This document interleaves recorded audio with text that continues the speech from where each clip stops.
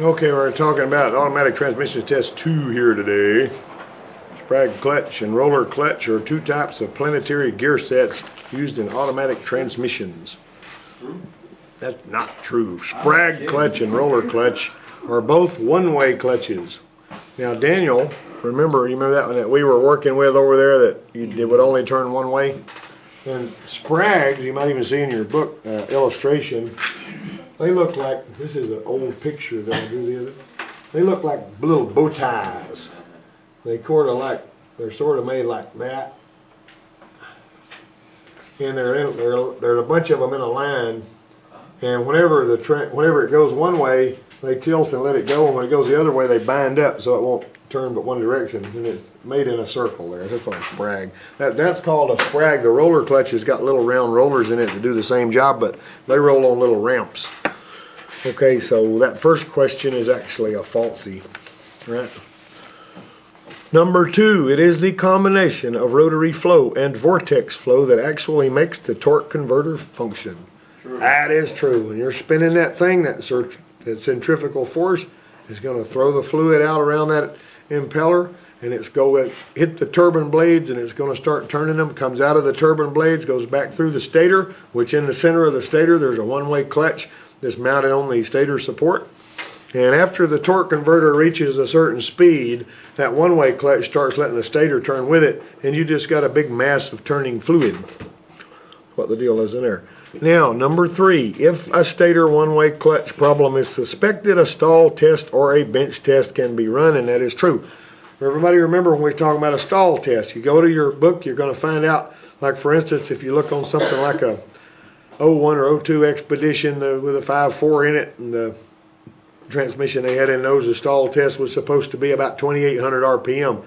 That's parking brake lock, wheels chock, both feet on the brake, in drive, gas pedal on the floor, where the tachometer stops.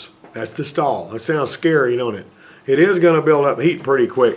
So, and you're actually going to do your line pressure test that same way. So you're going to run it up to stall and read your line pressure in all of your ranges except park and neutral. But every one of those is done at stall. Got me? All right. But if you do, for instance, if you did a stall speed test and it was lower than what the book said it was supposed to be, and you know that your engine is in tune and not underpowered because of missing spark plugs or, misfiring spark plugs or whatever, or on the older ones, when the ignition timing was late, it would have less power, and that would actually cause the stall speed to be low. Because really, basically, what you got there is almost like a dynamometer, that's built on there. Anyway, if the stall speed's low, it typically means that one-way clutch inside the torque converter has gotten to where it doesn't work anymore, and you don't get your torque multiplication, and so you stall at a lower speed. These cars that they like to race, these converters they put in there that stall at a higher speed, why do they do that? Why do they want like a 3,500 RPM stall speed converter? What's the point in that? Well, actually, when you've got it, if you see one of those converters, it's real skinny and little. It's not very big. And what they do is they're wanting to be, the 3,500 is about where the power curve is on that engine. So when they're drag racing, they want to have the engine in its power curve locked down, going, and when they let off the brake, they jump off the line because they're already in the power curve. They don't have to build up to it. And that's why they have a stall speed converter that has got a higher stall speed, which puts the engine right in its power curve when it's in its stall, you see. All right. The Simpson gear set is the most common type of planetary gear set, and that is true. And you guys saw those planetary gears on that video the other day, right? The different types of planetary gears and how they work. And you have the sun gear, the planet gears, and the ring gear. Number 5. Now, these people, a lot of them that write these things, they like GM, and so they use GM words. I don't know that I've ever seen anybody but GM use the word chuggle. You know what I'm saying? Lockup chuggle refers to a vibration that occurs during apply or release of the lockup clutch or after the lockup occurs. Well, that's kind of false.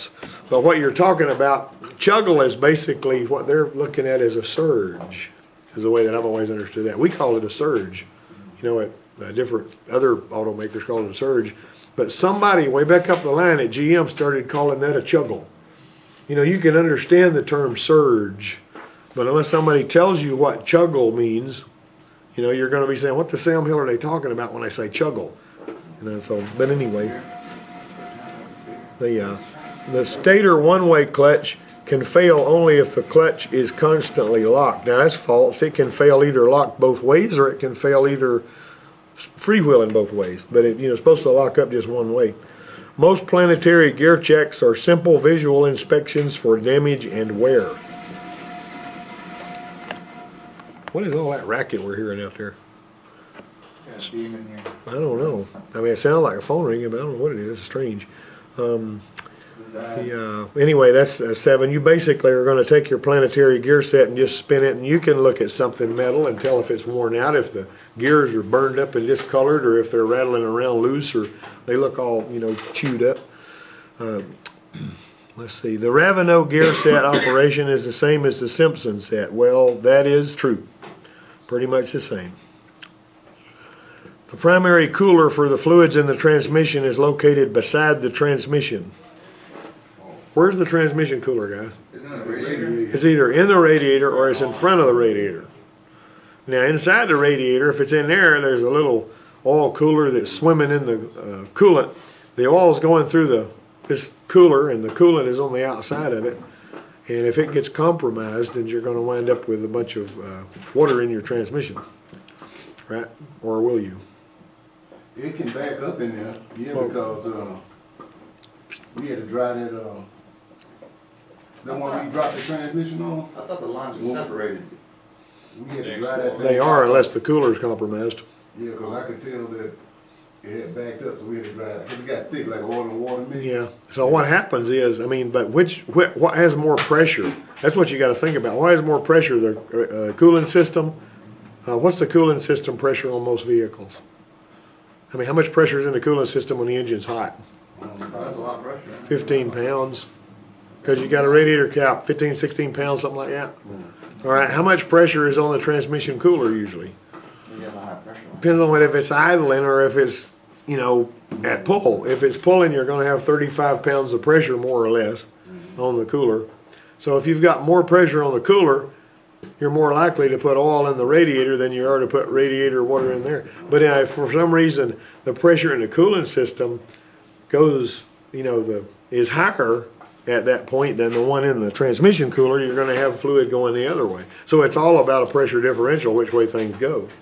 And those little chinks in that cooler are strange. Sometimes they'll bust in such a way to where they act like a check valve, and they won't let it go but one way. Push a little flap out of the way, and when the pressure goes away, it closes back up. Yeah, so it's possible for it to do that. Now, incidentally, also, where is the heat created in an automatic transmission? What gets hot? Torque converter gets hot because it's sharing that fluid. It leaves the torque converter on one of them lines going to the radiator, or to the cooler if it's in front of the radiator. Some of them have got a separate cooler. And then it comes back and it goes into the pan. Now, I told somebody the other day that if you found one that the splines in the torque converter are stripped out, and I've seen those before, then all of them metal filings go into the doggone transmission cooler. Whether it's in the radiator or whether it's in front of there, they're going to go in there. And the smart thing you can do, if you've got a bunch of pieces of metal in your pan and the torque converter is wiped out particularly, change out the radiator too. Just sell them a radiator, because you just may as well get all of that trash out, and clean your cooler lines out. Because if you got little particles of metal going back into that pan, it's going to pick them up and get in the valve body, and you'll work on that thing for 30 days or 4,000 miles trying to get the stupid valves to quit sticking. And we had one of those here one time that we thought we had it flushed good enough. And we went down the road on that thing, shifting just as sweet as you could see, and we pulled back into the parking lot, and it would stay in second or third gear.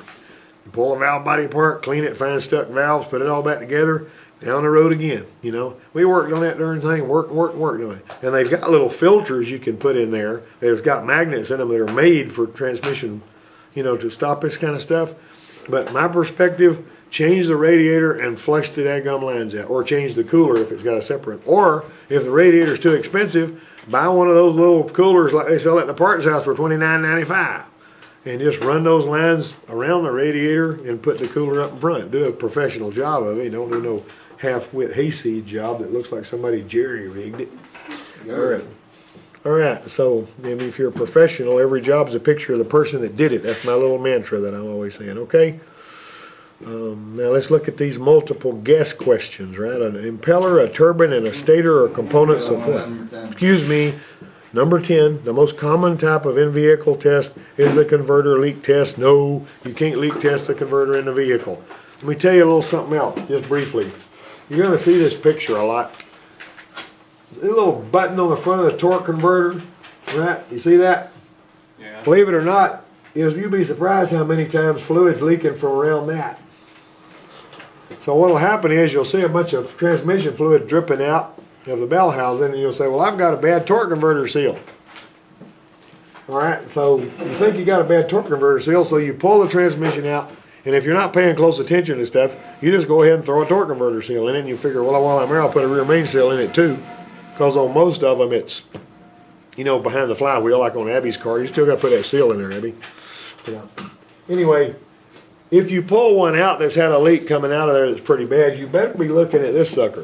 Now what you can do to leak test it is, you flip it over, you get you a piece of thick rubber or something with a hole in the middle of it, and right there where the fluid goes into the converter and where it goes into the pump, you stop that up, you put air pressure in there, and then you spray it with soapy bubbles, and if you see bubbles coming around out here or oil coming out, you know you're going to have to put a converter in it because it's leaking from around there. And that is more common than you would possibly imagine, you know. Alright.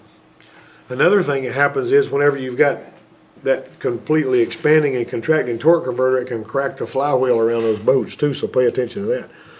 An impeller, a turbine, and a stator are components of torque converters. That is not rocket science. We've talked about that until we've been blue in the face. A lock-up clutch inside the torque converter that mechanically locks at the coupling point is a B. That's a torque converter clutch. That's actually, if you look at the one that we had took apart, it's actually got a little lining on some of them that bites against the front. It's sort of like the lining on one of the clutches inside the transmission, but it'll be on the internal part of that torque converter. Some of them, they do it different ways, you know, like the old AOD that had a shaft going all the way back into the transmission that was locked into the converter, and they did it that way on that one. Let's see. Which of the following are the three members of a planetary gear set? Number 3, you're going to bet what? Hey. Well, think about it now. The different components. You got sun gear, planetary, and ring. That's right. Planetary gear set damage and noise can be caused by what? Planetary gear set damage and noise can be caused by what? Chipped gear teeth and a lack of lubrication. There's some of these transmission experts that have done a lot of this kind of stuff. If they've got, like in that RE401 Nissan transmission, in hard body pickups has got in them, there is a little hole, and you know, you got to know exactly which one it is, in the valve body that you drill out a little bigger so it'll let more oil go to the planetary gear set and lubricate it better. And it keeps the planetary gear set from failure. But you'll get these little instruction sheets, and it'll say, if the planetary gear set is failed, go to this hole, and it'll have a beautiful picture and an arrow pointing to that hole. Make darn sure you go to the right hole, and you bore it out to the size they tell you to, and you don't jury rig, okay? You got to do it the right way. Number 15, and this is our last one. We'll have 30 minutes we can go back in the shop and work before lunch, and that's a good thing, isn't it? Gear speed and torque output depend on what? Both A and B. That's the D. Both A and B, the 2 count of the gears and the gear ratio. Anybody got any questions or comments? That was a quickie. All right.